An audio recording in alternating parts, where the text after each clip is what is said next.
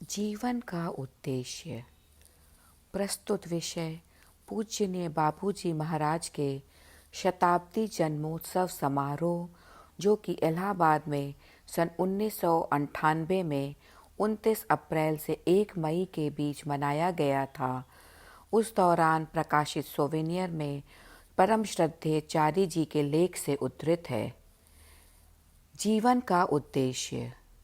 प्रश्न बहुत लंबा है और इसका अधिकांश भाग मैं भूल गया हूँ।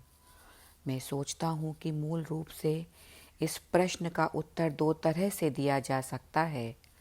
पहला यह कि हम यहाँ क्यों हैं, और दूसरा यह कि हम यहाँ किस लिए हैं। अधिकांश बुद्धिमान लोग यह जानने के पूर्व कि वे यहाँ किस लिए हैं और उन्हें क्या बनना है, यह जानना चाहते हैं कि वे यहाँ क्यों हैं। मैं आदरपूर्वक यह कहना चाहता हूँ कि इसे जानने की आवश्यकता नहीं है। यदि एक बार यह समझ लिया गया तो फिर हमारे लिए केवल एक सीधा रास्ता बचता है, जिसमें कोई दो राह अथवा भटकाव नहीं है। किसी दो राहे पर ही हम दिग्भ्रमित होते हैं। यदि दो राह नहीं है तो सीधी सड़क पर कहीं किसी प्रकार का कोई संशय नहीं रहता। मार्ग पर यदि कहीं दो रास्ते मिलते हैं तो हमें अपनी चाल धीमी करके सोचना पड़ता है कि हम किस रास्ते पर चलें। वहाँ भी एक मार्ग हमें लक्ष्य की ओर ले जाता है और यहाँ भी एक मार्ग हमें लक्ष्य की ओर ले जाता है। एक मार्ग हमें प्रश्नों के उत्तर की ओर ले जाता है और दूसरा मार्ग हमें हमारे वास्तविक अस्तित्व की ओर ले जाता है। एक मार्ग बौद्धिक है और दूसरा अस्तित्व संबंधी। बौद्धिक मार्ग के विषय में हमें नहीं सोचना चाहिए। अस्तित्व से संबंधित मार्ग के विषय में हमें सोचना चाहिए, क्योंकि हम पहले से ही अस्तित्व में हैं और यह हमारी मजबूरी है। हमारी बुद्धि एक सीमा तक ही पहुंचती है। क्या हमें कोई उत्तर चाहिए? नहीं, कभी किसी को कोई उत्तर की आवश्यकता नहीं है। डॉक्टर मुकुंद ने प्रत्येक प्रश्न पर प्रश्न पूछना चाहा है, प्रत्येक उत्तर पर प्रश्न और प्रत्येक सिद्धांत पर प्रश्न। उनके प्रोफेसरों ने जो पढ़ाया है, उस सत्य को जानने के लिए उन्हें सभी चीज़ों का विश्लेषण करना होगा। मुझे क्षमा करें, किंतु यह एक बच्चे का तरीका है। बच्चा हर चीज़ जानना चाहता है, यहाँ तक कि जब पिता कहता है कि इसे मत छुओ, यह गर्म है, तो भी वह उसे छूना चाहता है और इस प्रक्रिया में वह अपना हाथ चलाकर रोता है और अंत में उसकी माँ उसे गोद में लेकर उसका चुंबन लेती है और उसे चुप कराती है। किंतु पिता उसे एक थप्पड़ मारता है और बाद में उस पर मलहम लगाता है। दूसरी बार जब वह किसी अन्य चीज़ के लिए फिर मना करके काम पर जाता है, तो बच्चा फिर उसके विपरीत जानकारी प्राप्त करने के लिए अपनी उंगली काट लेता है। एक तरह से यह विचार का अहंकार ही है, जिसके द्वारा हम सोचते हैं कि जो हम देखते हैं वही हम जान सकते हैं।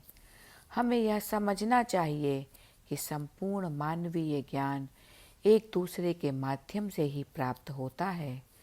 हम पहली पीढ़ी के ज्ञान को आगे पीढ़ी दर पीढ़ी बढ़ाते रहते हैं। यदि हर पीढ़ी को नए सिरे से ज्ञान प्राप्त करना होगा, तो फिर हम में और आदिवासियों में क्या अंतर रह जाएगा?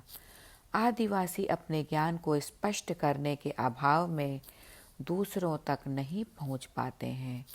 उनके पास बोलने के लिए समुचित भाषा नहीं होती, इसलिए वे बहुत सी बातें स्पष्ट नहीं कर पाते। उनके पास संप्रेषण के साधन नहीं हैं। यह दार्शनिक विचार है और बिल्कुल सही भी है कि जब लिखित भाषा का ज्ञान नहीं था और बुतेन वर्ग द्वारा प्रिंटिंग प्रेस इजाद नहीं की गई थी, तो भारतवर्ष के अतिरिक्त विश्व के सभी देशों में एक से दूसरे को ज्ञान का संप्रेषण असंभव था। उस समय हम सारी बातों को याद करते थे और याददाश्त के माध्यम से ही ज्ञान का एक पीढ़ी से दूसरी पीढ़ी को संप्रेषण करते थे। संपूर्ण वेदों को बिना कोई अंश छोड़े यदि कोई पढ़ने का प्रयास करे तो केवल एक बार पढ़ने में 1 महीना लग जाएगा।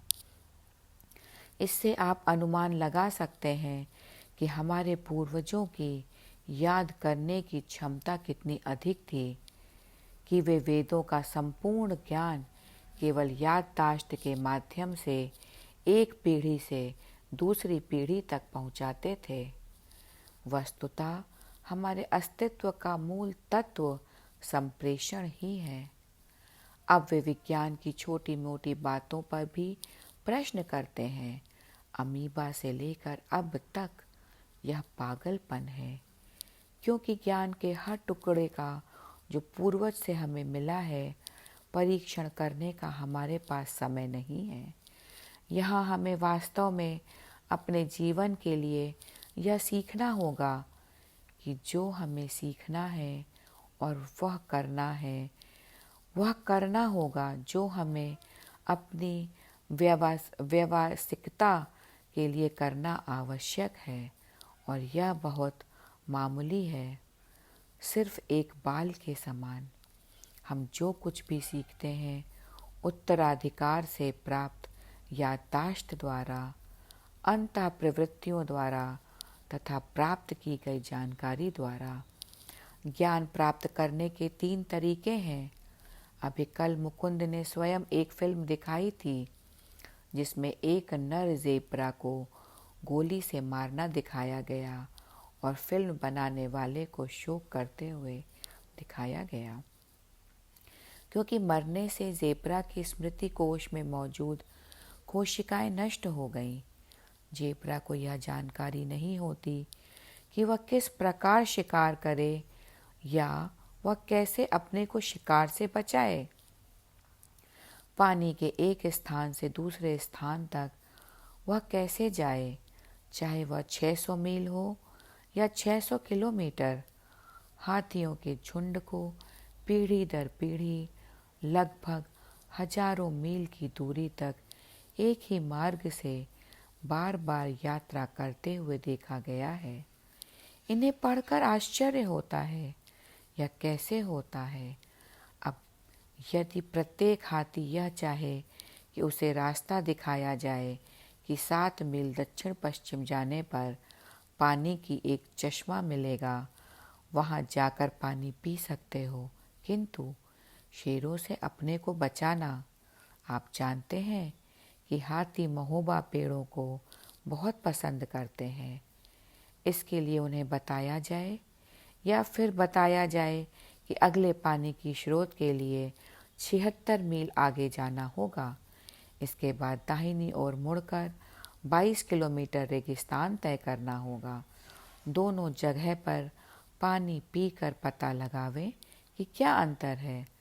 यह सब कॉल्टेक्स कंपनी के सुरक्षा पन्नों जैसा है, बिल्कुल असंभव। हमारी संपूर्ण अस्तित्व वास्तव में स्मृति द्वारा पीढ़ी दर पीढ़ी ज्ञान के ऊपर निर्भर है।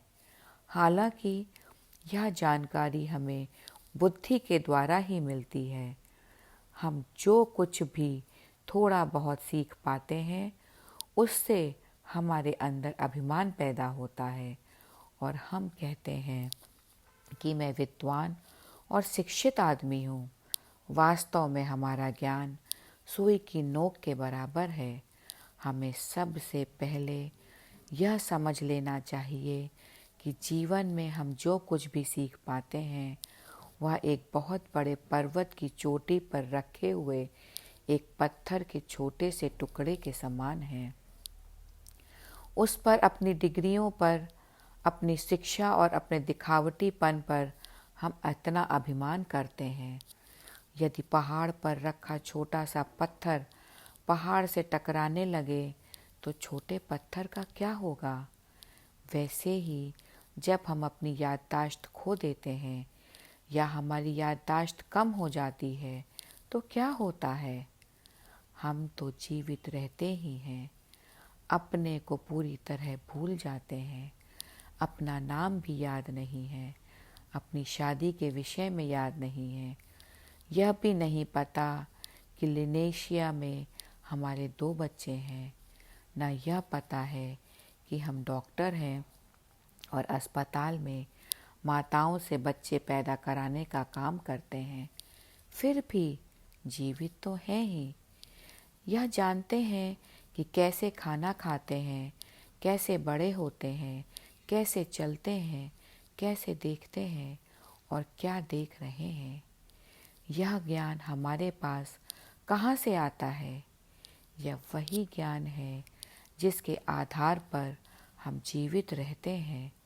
इसके अतिरिक्त अन्य सारा ज्ञान प्राप्त किया हुआ ज्ञान होता है, जिससे हम अपनी यात्रा में, अपने कार्य में सहायता लेते हैं, चाहे वह अध्यापक हो, डॉक्टर हो या अन्य कोई भी। यह पहला बिंदु है जो मुझे कहना था। दूसरा बिंदु जिस पर मैं जोर देना चाहता हूँ वह यह है कि हर प्रकार का ज्ञान अनुभव से प्राप्त होता है। यह केवल आधुनिक पढ़ा लिखा मूर्ख ही है जो सोचता है कि उसने कुछ सीखा है और उसने ज्ञान प्राप्त किया है। आदिम काल में, प्रागैतिहासिक युग में हमारे पूर्वज बहुत लंबी अवधि तक रहकर अपने द्वारा अनुभूत ज्ञान को पीढ़ी दर पीढ़ी आगे बढ़ाते थे। आग को मत छुओ, जल जाओगे। जल ठंडा करता है, प्यास बुझाता है। यह सब अनुभव से प्राप्त ज्ञान है। आज मैं मुकुंद से बात कर रहा था कि कल्पित ज्ञान की सत्यता को प्रमाणित करने के अलावा कभी प्रयोगशाला इसलिए नहीं बनाई गई कि आग जला देती है। इसे प्रमाणित करना है क्योंकि इसकी आवश्यकता नहीं है। किसी ने भी पानी गीला करता है, इसे टेस्ट करने के लिए प्रयोगशाला नहीं बनाई क्योंकि इसकी आवश्यकता नहीं है। किंतु जब आदमी बैठकर अपने दिमाग को दौड़ाता है और भविष्य के लिए कल्पना करता है, यदि यह चीज़ ऐसी है और वह वैसी है तो दशाओं में यह चीज़ अमुक प्रकार से हो जाएगी। फिर ऐसी कल्पनाशीलता की परीक्षण करने के लिए हमें प्रयोगशाला की ज़रूरत होती है। यदि हम परीक्षण सही हो जाता है तो हमारा कल्पित ज्ञान तथ्य बन जाता है, यदि नहीं तो वह अन्य कल्पित बातों की तरह बेकार हो जाता है। अतः ज्ञान में यह स्वतः सिद्ध है कि हमारी अधिकांश वैज्ञानिक जानकारी हमारे कल्पित ज्ञान पर आधारित है, जिसका हम बराबर प्रयोगशाला में परीक्षण करते रहते हैं। इसलिए विज्ञान परीक्षणों से ऊपर आधारित है। प्रत्येक व्यक्ति को उस परीक्षण को स्वयं करना होता है, जिससे कि वह उस तत्व को अपने लिए सिद्ध कर सके। विज्ञान क्या करता है? बार बार परीक्षण करना। बार बार परीक्षण करने को फ्रेंच भाषा में अनुभव करना कहते हैं। मूल लैटिन भाषा में परीक्षण करना जैसा कोई शब्द नहीं है। एक परीक्षण का मतलब है एक अनुभव। इसलिए ज्ञान के परीक्षण का अर्थ है व्यक्तिगत अनुभव करना। अनुभव के द्वारा प्राप्त किए हुए ज्ञान का अर्थ है पीढ़ी दर पीढ़ी बुद्धि के द्वारा, संवेग के द्वारा संप्रेषित किया गया ज्ञान। इस ज्ञान की भी हम लगातार परीक्षा करते रहते हैं, शोधशाला में नहीं बल्कि अपने जीवन के नित्य प्रति के अनुभव में। शेर मार डालेगा, यह अत्यंत दुखद है। इसका परीक्षण करने के लिए हमें अपने को सिंगरेटी के जंगल में शेर के सामने डालने की आवश्यकता नहीं है। त्वचा पर खरोंच होने से घाव बन जाते हैं और उसमें संक्रमण होने से लोग मर भी जाते हैं। मेरा मतलब है कि इन सब कल्पनाओं पर परीक्षण करने की बात कोई सोचता ही नहीं है। कोई यह नहीं कहता कि मुझे शेर के सामने अपने आप को डालने दो, क्योंकि मैं परीक्षण करना चाहता हूँ कि यह कैसा लगता है। कल्पना करना आसान है। किसी चीज़ का परीक्षण जब हम स्थूल रूप से नहीं कर सकते तो इसका अनुभव कल्पनाशीलता से करने लगते हैं। यह कोई मन की उड़ान नहीं है, बल्कि निर्धारित दिशा में कल्पनाशीलता है।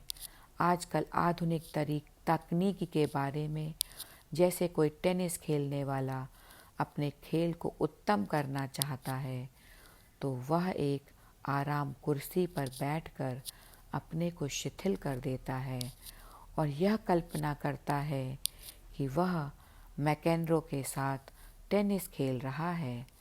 ऐसा करने से उसे खेल में मदद मिलती है, किंतु इस पर सफलता प्राप्त करने के लिए आपको पहले से ही टेनिस का अच्छा खिलाड़ी होना चाहिए। अतः स्पष्ट है कि हम किसी भी काम में मन की प्रक्रिया द्वारा परिपूर्णता ला सकते हैं। मन की परिपूर्ण प्रक्रिया का नाम ध्यान है। ध्यान का मतलब है किसी भी चीज़ को लगातार सोचना, लगातार किसी एक चीज़ पर मन को केंद्रित करना। विश्व की अधिकांश चीज़ें या ज्ञान के अधिकांश विषय स्वतः स्पष्ट होते हैं और उन पर लगातार दिमाग नहीं लगाना पड़ता, इसलिए उन पर ध्यान करने की कोई आवश्यकता नहीं है। फिर हमें किस चीज़ पर ध्यान करना है? मूल रूप से हम जिन चीज़ों पर इंद्रियों द्वारा ज्ञान नहीं कर सकते उन्हीं पर ध्यान करना चाहिए। तो क्या हम अपनी मित्र लड़की पर ध्यान करें? नहीं, क्योंकि आप उसे अन्य तरीकों से भी जान सकते हैं, अनुभव के तरीकों द्वारा।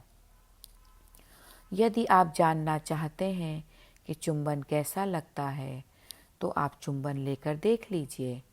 एक महान ऋषि की बिल्कुल सच्ची कहानी है। मैं मजाक नहीं कर रहा हूँ। एक बालक को उसके पिता ने 16 वर्ष तक अपने आश्रम में पूर्ण रूप से सुरक्षित रखा। आश्रम में ना कोई औरत थी, ना कोई लड़की, क्योंकि उसका पिता भयभीत था कि यह नौजवान बालक, जो अत्यंत सुंदर है, लंबा है, उत्साही है, विद्वान है, खराब हो जाएगा। जब वह बालक 16 वर्ष का हुआ तो उसके पिता ने बाहर जाने के लिए उसे आज़ाद किया और कहा, इस आश्रम की सीमा पर, क्योंकि आश्रम बहुत बड़ा था, तुम्हें एक नदी मिलेगी। उस नदी को पार करने पर तुम दूसरे देश में पहुँचोगे। ईश्वर तुम्हारी रक्षा करे। बालक को आश्रम की सीमा पार करने के बाद नदी में एक नाव मिली। इस नाव को अत्यंत सुंदर लड़कियां चला रही थीं। वह नाव में बैठ गया और उसने कहा, मुझे उस पार ले चलो। लड़कियां बहुत उत्सुक हो गईं कि यह सुंदर, बुद्धिमान, पूर्ण पवित्र नौजवान कौन है। हर लड़की उसे चाहने लगी और सब ने चुंबन देना चाहा। लड़के ने मना कर दिया। उसने कहा, चुंबन क्या है? लड़कियों ने कहा, यह एक फल है, तुम्हें इसका स्वाद लेना चाहिए। उसने पूछा, इसका स्वाद कैसा है? एक लड़की आई और उसके होठों पर चुंबन जड़कर बोली, इसे चुंबन का फल कहते हैं। इस प्रकार उन लड़कियों ने उसे दुनियादारी की जिंदगी में लपेट लिया। वह ऋषि श्रृंग की कहानी है, जो हमारी हिंदू परंपरा के अत्यंत प्रसिद्ध ऋषि हुए हैं। उन्हें भी सीखना पड़ा। आदिशंकर की कहानी भी आप जानते होंगे, जो संपूर्ण ज्ञान से परिपूर्ण थे, एक दिन वे अत्यंत बुद्धिमान ऋषि पत्नी से मिले। उसने आदि शंकर के ज्ञान की हंसी उड़ाई और कहा, अरे शंकरा, तुम्हारा ज्ञान तो अधूरा है। उन्होंने कहा, मुझे आज तक ऐसा कहने की किसी का साहस नहीं हुआ। मेरे ज्ञान में क्या कमी है? उसने कहा, क्या आपको सहवास का ज्ञान है? आप तो ब्रह्मचारी हैं, आप इसके विषय में क्या जानते हैं? उनका सिर शर्म से झुक गया, क्योंकि उन्हें इसका ज्ञान नहीं था। उसी क्षण अपनी ज्ञान दृष्टि से उन्होंने राजा का शरीर देखा, जिसकी उसी क्षण मृत्यु हुई थी। आदि शंकर ने जंगल में एक पेड़ पर अपने को उल्टा टांग दिया और राजा के मृत शरीर में प्रवेश कर गए। इस प्रकार वे राजा के शरीर में रहकर 6 महीनों तक रानियों के साथ रहे और प्रेम का ज्ञान प्राप्त किया। एक दिन उन्हें अनुभव हुआ कि उनकी उंगलियां जल रही हैं, क्योंकि किसी शिकारी ने उनके शरीर को पेड़ पर लटका देख लिया था और उसने उनमें आग लगाने की कोशिश की थी।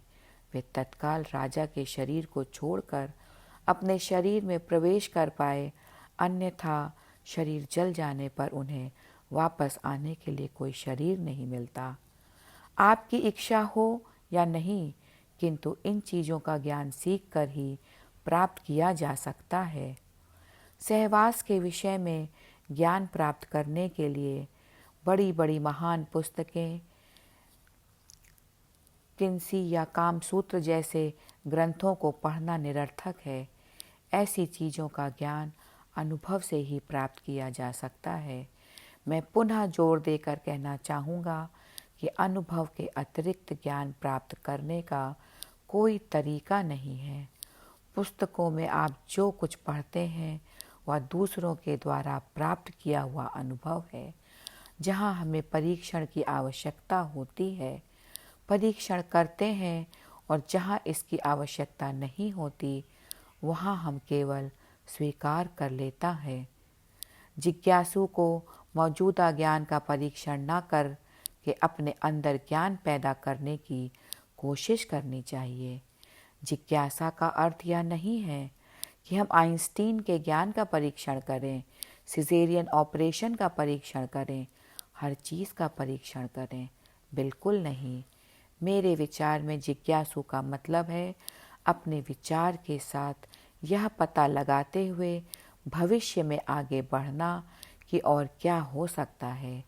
यदि हम पहाड़ की चोटी पर हैं, तो चाहे हम पत्थर के छोटे टुकड़े के समान ही क्यों ना हो, हमें सोचना चाहिए कि हम इस पहाड़ को किस प्रकार 1000 फुट और ऊपर उठा दें, जिससे कि भले ही हम पत्थर का एक छोटा टुकड़ा रह जाएं, सोच तो सकें कि मेरे जीवन काल में मेरे नीचे का पहाड़ कुछ 1000 फुट ऊंचा उठ गया। पुरानी जानकारी को प्राप्त करने का प्रयास जिज्ञासा नहीं है। हम कहते हैं, चलो हम देखते हैं। यह तो हमारे पूर्वजों द्वारा पहले ही देख लिया गया है। अस्तित्व में रहने वाले दर्द, आनंद, कष्ट, खुशी या प्रसन्नता तो हमें मानवीय उत्तराधिकार से मिलते हैं। दूसरी भाषा में दर्द का संप्रेषण करने के लिए बताना नहीं पड़ता। दर्द क्या है, जरा सा दबाओ, पता चल जाएगा कि दर्द क्या है। ऐसा ही है ना? क्रमशः।